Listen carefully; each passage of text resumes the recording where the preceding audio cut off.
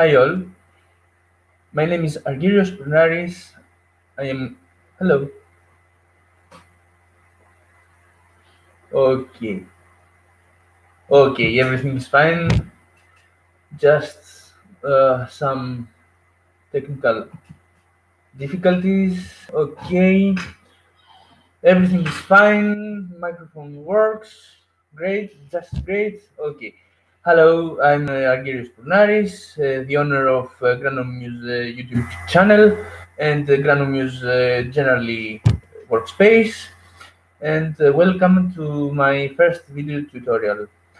In this video, I'm going to try to explain to you what sound levitation actually is, how it works, and what are the hardware issues that we have to deal with in order to succeed in this experiment. The experiment is sound levitation experiment. Okay, but before all this, there is a catch. We need to understand sound itself actually is. Really, what is sound? What is sound? We say in our daily life, what is sound, and all day sound, audio. But what it is? Well, sound, it is the periodic compression and diffusion uh, of air molecules in each second, uh, that it is caused by an original sound source which is located inside this medium air. Uh, this original sound source, it just oscillates, vibrates. You know, what does this mean? Okay, let's see. Uh, Excuse me for any misunderstandings or things you don't like. Okay, it's my first video, and a bit, a bit ir- not specialist yet. Okay, let's see. Well, here is a speaker. As it is a speaker, it generates sound.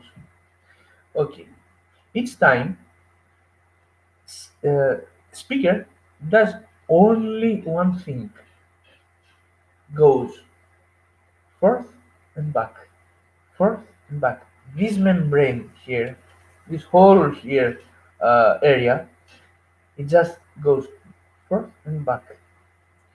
Uh, the faster it does so, the more high frequently the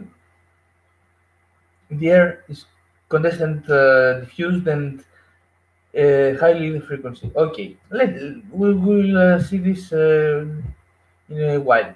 Okay, so it goes forth and back, forth and back.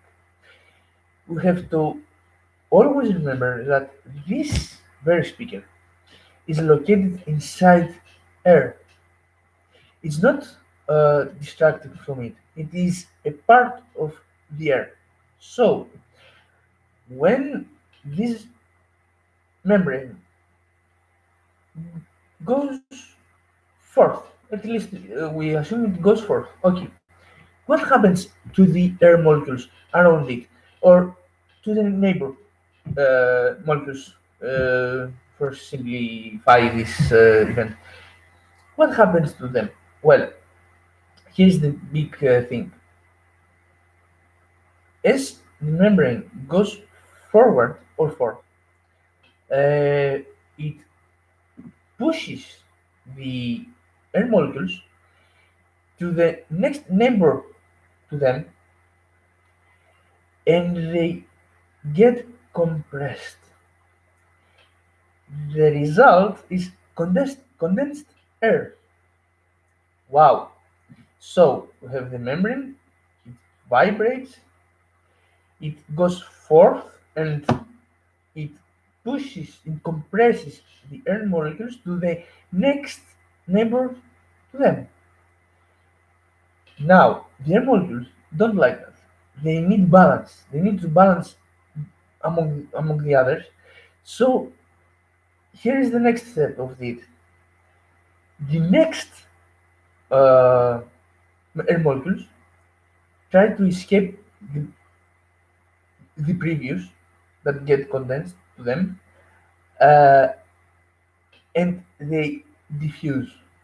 Wow! But these molecules, as they diffuse, they compress other molecules, the next to them. Uh-huh. Let's visualize it better.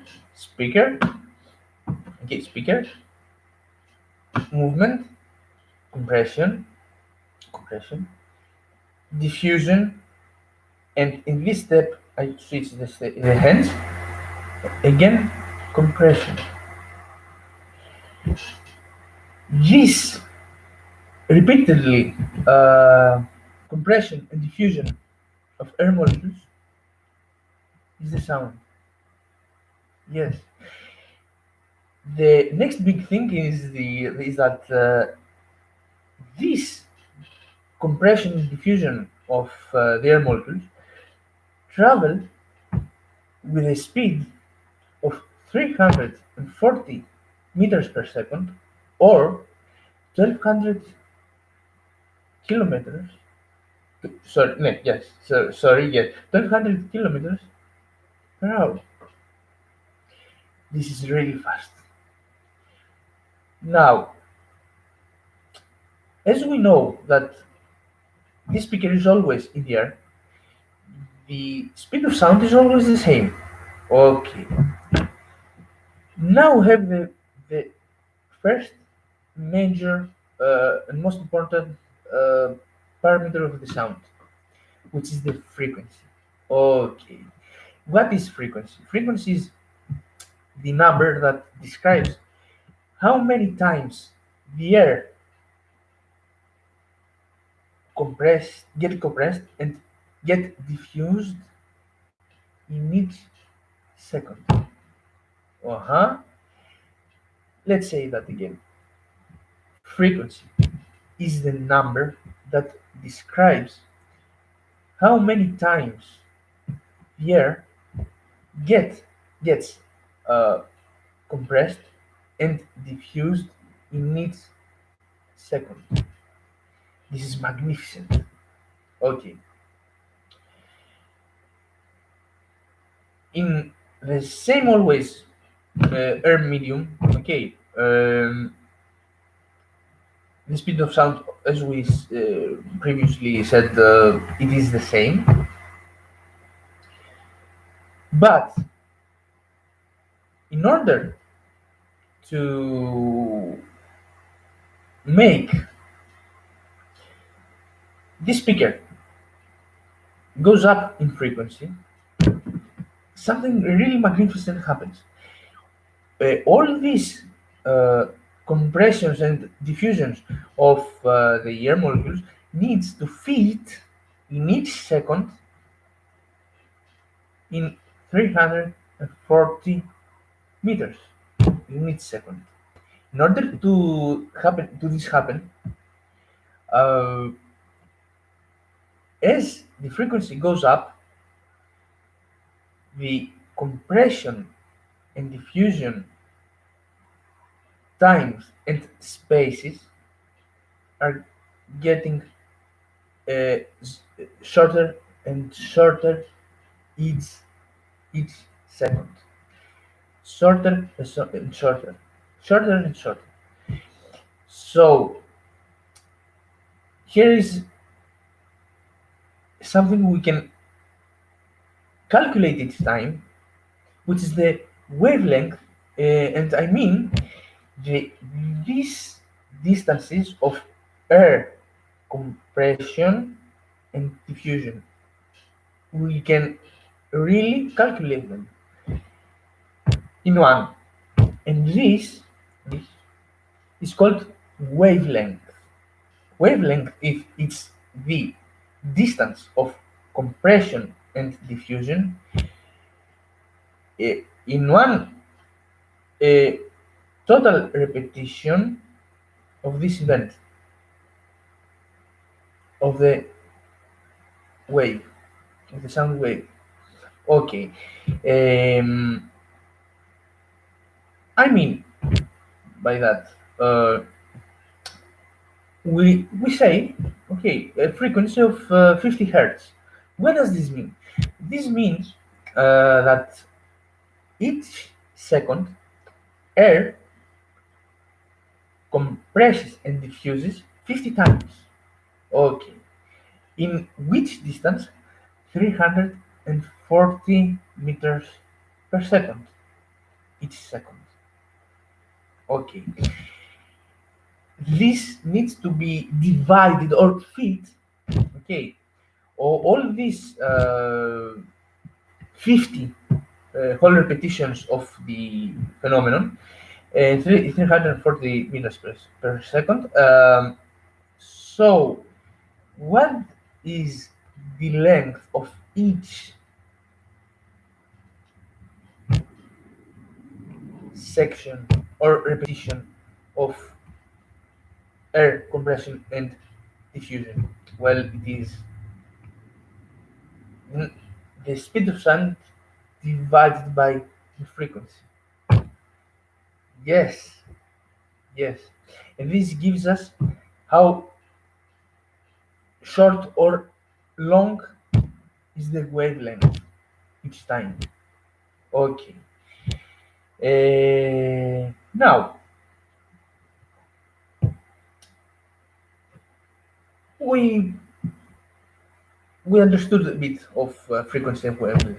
Here's the next issue, which is the amplitude of the wave. The amplitude is simpler. It is how much uh, is the air compressed each time. Okay. How much the air is compressed? Okay. After a point of compression, the molecules of the air are so tightly uh, uh, close one by another that can even be visualized as a cloud.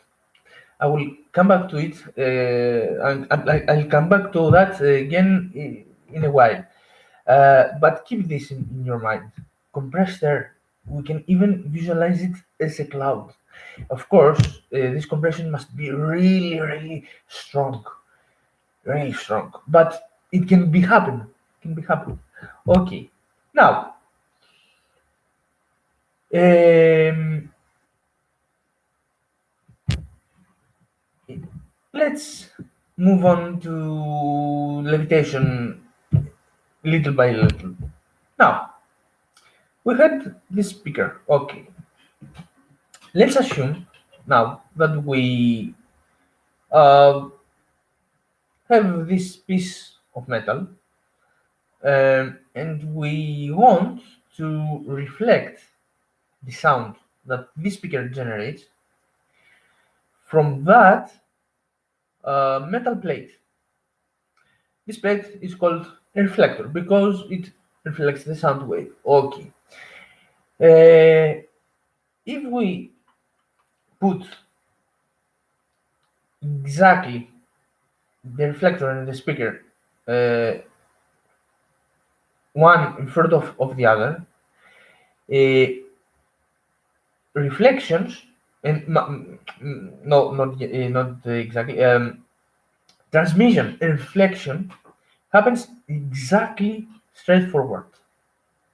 Okay, in a line, in a line. And we create the sound. Okay, we have compression, diffusion, compression, diffusion, until it reaches the reflector. What happens when this reflector gets the energy of this sound wave? It also vibrates. As it vibrates, it becomes a new sound source, but much weaker than this speaker. But it also generates the sound and it transmits it, and from this side and from this side, but also sometime from to this side. To this side, I remind to you that is the speaker. Uh-huh.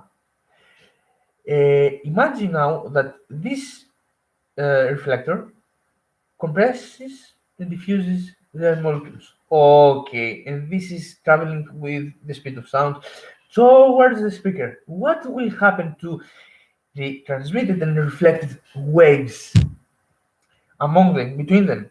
Well, here is a big catch, and here we get into the sound levitation field. Um, the two waves are fighting each other until they find a balance between them where both of them are happy. What does this mean? That if we have a compression from the speaker and another compression from this reflector, they both fight each other, they amplify each other, and when they are happy, they do not let the other way to transmit. So a new wave is created with which finally do not travel in the air medium. Instead, it is static. And this kind of wave between that is generated from the source and the reflector is called static. Wow, wow, static wave. As it is static, you can easily understand that air compressions and air diffusions are static too and located each one at certain points in the air medium between those two guys. Aha! Air compressed now, sorry, compressed air, compressed air now, we, you can easily imagine that after a point of mm, uh, strength, it works as an obstacle that um, can do not does not let even solid objects to pass through them. Wow! Let's visualize it a bit. Well, I found a nice picture in Google that shows exactly this phenomenon.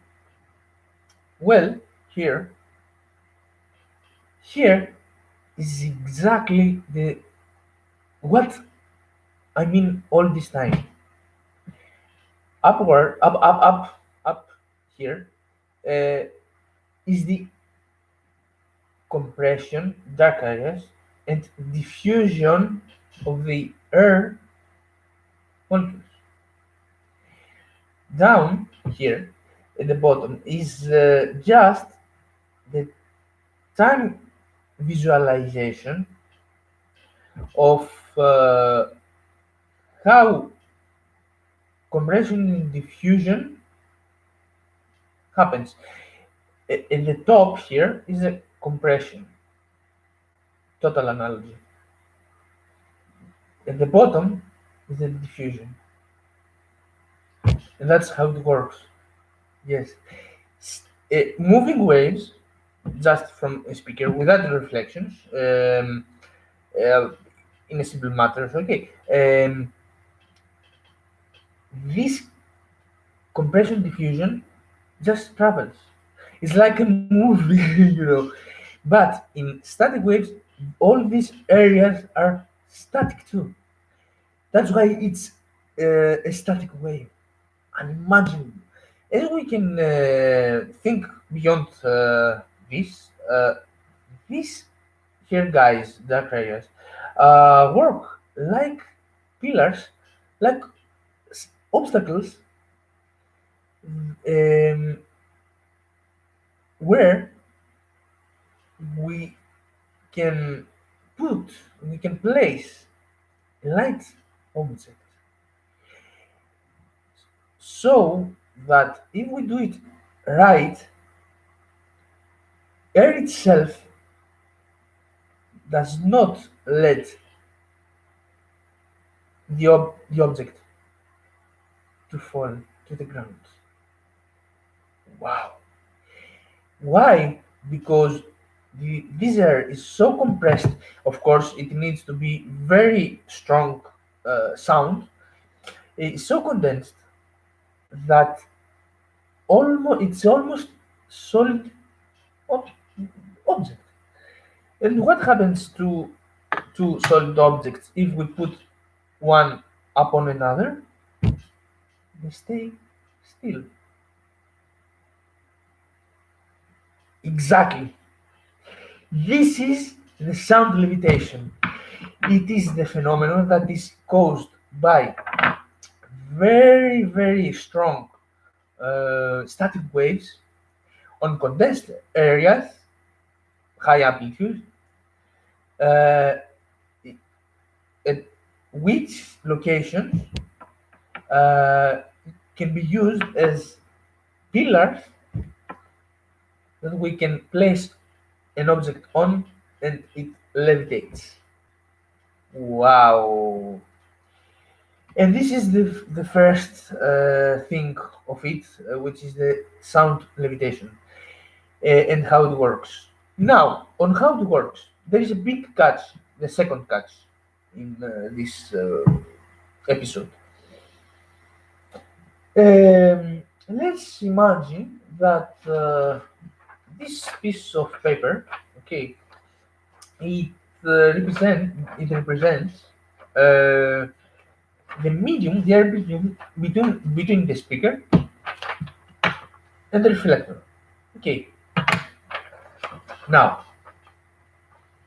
when there is no sound, this piece of paper, let's assume it is just flat. Okay, okay. When there is sound, there are many um, spots that it goes high compressed. Of course, it can be compressed like that. Yes, but let's describe compression like that because it is easier for to show you or that way what I want to show you about levitation. Let's suppose that it is a low frequency, just a few um, vibrations per second. Okay, just a few, 20, 20 vibrations per second means 340 divided by 20 gives us 17, only 17 total vibrations in 340 meters per second. Only 17. So the wavelength it is 300 divided 340 divided by 20, again it is 17 meters. Okay, let's suppose it is 17 meters. Okay, if we try to place a small and light object on it, let's say this one, okay, this one, um, we will see that it is a bit hard to find exactly. I found it, but if we place it here, for example, whoop, it falls. Whoop, it is difficult to place it just right, so it stands still on this contest area. We have to be very precise to find the center of mass so it stands still. Okay. The question is there any other way to make this object um, levitate more easily? Because I have to notice to notify you to you this a small um, distraction. You see, a small distraction and it easily falls. Well, yes, there is a very great and easy solution. Higher frequency. Higher frequency means that many more uh, compressions of the air can be easily achieved in a short distance. In a short distance, because short is the time of you need that for this phenomenon to be happened, and even better, uh, the wavelength is shorter. So this this piece of paper, try to imagine that it is a very high frequency wave. With very high frequency wave means that the geometry of another object can be covered, can be yes, can be covered by many compressions, air compressions that can easily work as floor for this object to levitate. So you can easily imagine if you have high frequency, imagine that there are many air compressions. Each high peak here is air compression. You will have many of them. And then I put this small object on this air compressions. It just stands here still. And even if I move it, distracted or anything else, it can still stand still or in the air levitates. Yes, and here is the big thing that we need a high frequency oscillator that is gonna oscillate many times per second, a thousand or even million times per second. So we make a steady and nice floor for this object to levitate. Great, magnificent, isn't it? Yes, I think it is magnificent. I think it is magnificent. Okay, now the real problem starts now. The hardware. In order to achieve this, we need supersonic sound, which is not a sound anymore. Just mechanical waves, air waves. Okay, mechanical waves is the right definition. To achieve this, we need an electrical circuit. Mm, In the next video, I'm gonna teach you how this hardware, this oscillator, is gonna be created. But on this video, I wanna express you my concern about the environmental noise. Okay, what I mean, fair question. Uh, there are three types of uh, boards that can support a circuit. The first one is the experimental one. I mean, for experiments is, is better. Is the breadboard? Yeah, the breadboard, um, which is divided in rows and rows. Sorry, rows. sorry, rows and columns. Okay, I will come back to it later. The second one is a Vero board, which is divided in holes, where on each hole there is a small round piece of copper, which is a nice inductor for the current, for the electrical current. And the last one, and the best solution, of course, but the most expensive, the not this is the so-called PCB or printed circuit board, which is the most steady one and the most well protected circuit board. Like this Arduino board, no matter what it is, just to show you, everything knows what it is without these wires. Uh, every single electrical, special digital uh, device device is um, a connection of huge pieces of printed circuit boards like this, of course, where chips are on this and make all the calculations that this device needs to work. Okay, now now let's get to the first one. On this first one is not for solid connections. I mean, to glue them. Okay, to glue them to solder them. Solder what? The pipes. I mean, with the pipes. Okay.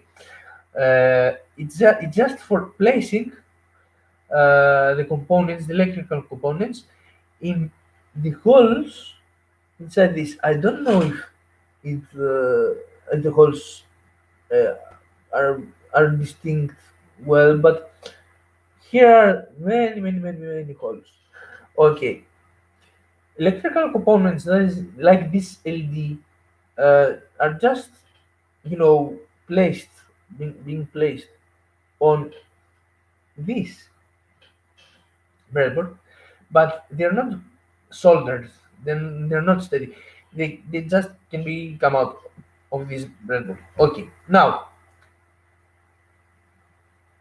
if we watch, if we see better, if we see and study bit the mechanical, not mechanical, the engineered s- schemes of electrical circuits, they are very well distinct in a plus row, minus row, or ground row, 0 volts or minus, and in columns where blocks of electrical components are created and connected horizontally between them. Okay, now I need you understand this very simple thing. This breadboard works like this. It is structured better like this. Each row and column is actually a piece of metal. Nice. This is a piece of metal, this is a piece of metal, and piece of metal, piece of metal, piece of metal, and etc. Okay. Uh, when electrical current flows through a wire, it generates a magnetic field. Mhm. So, when electrical current flows through these pieces of metal, it generates magnetic field. Uh-huh. When a magnetic field is created, each piece, each spot works like an attractor of any kind of noise that is emitted in the environment. Uh, when we come to this, each piece of metal works like magnet and it attracts all the noise. But here is the real problem. If we connect with wires the holes, the piece of metal together, um, the magnetic field of one metal is linked to the magnetic field of the other, and they both interpolated and create a chaos of noises. Too much noise in this framework. No, trust me, you don't want that. You don't want that. Because so much noise is mainly high frequencies. Why? Why high frequencies are all the noises, radio waves from the antennas, the sun, the light are high frequencies, millions and billions of hertz each one. So if we have 1 million hertz or 1 megahertz oscillator built on this thing, it it alternates the current and the magnetic field 1 million times per second. It's easily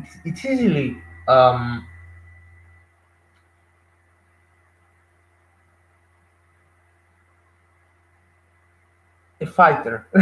It can be easily assumed as a fighter that fights that can fight the frequencies and the fluctuations of radio waves and other things out there, and can create too much noise. The problem is what? When we connect this to an amplifier, the amplifier will amplify this phenomenon. The difference between these megahertz, sorry, it's just some kilohertz, mainly, the most of the time. The result is inaudible and very, very loud and annoying signal or sound to our ears. So we have to really tune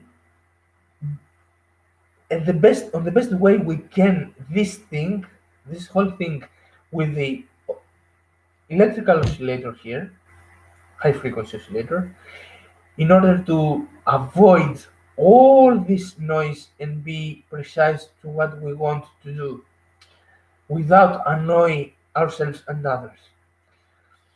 Because why say that? The audible frequencies are from 20 hertz to 20 approximately 1000 hertz or 20 kilohertz. So if we have 1 million hertz and 1999,000 1990,000, yeah, 1999,000 hertz. The difference between 1 million and this is just 1 kilohertz. 1 kilohertz is audible frequency, and we can hear it. And this, if it is too loud, we're gonna explode ourselves. No, no, No, we have to be very precise. This makes that very difficult. But on the other hand, I will go to the last PCB example. Because these two plates are in huge areas grounded, which means all the noises go to this 0 point energy because they want to diffuse to this. All noises, all noise, like, excuse me, guys, all noise go there, and the circuit is protected, so the result is protected, is clean, and we can work easily to it. But it is very expensive and time expensive. On the other hand, this is very cheap but very difficult to come up with. The best solution for our project is this, but we need to solid this example. But it's not for from the beginning, but we need to be able to catch the whole thing from the very beginning when we experiment on this. If we don't see this from the beginning, give me, excuse me, guys, sorry, okay. If we are not precise from the very beginning and we are not able to